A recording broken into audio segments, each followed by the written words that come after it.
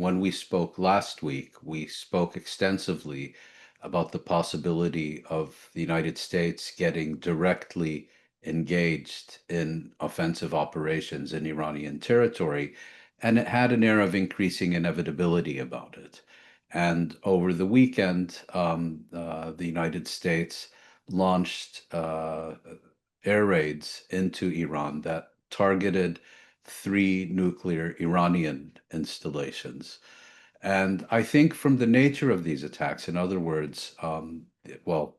besides being clearly illegal and unprovoked, they were very focused on Iranian nuclear installations rather than being a broader and wider campaign, as I think the Israelis very much would have liked to see, to seek to weaken and degrade Iran's military and governmental capacity in order to set the stage for regime change.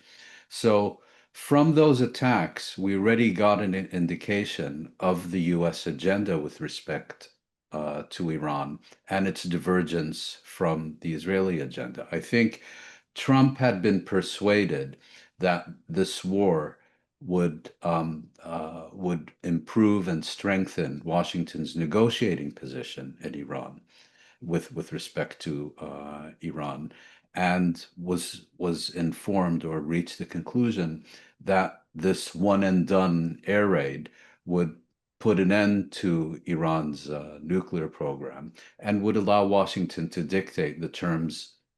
of any subsequent agreements and eventually resumed negotiations. And I think that explains why immediately after the US bombing, Trump proclaimed the total and definitive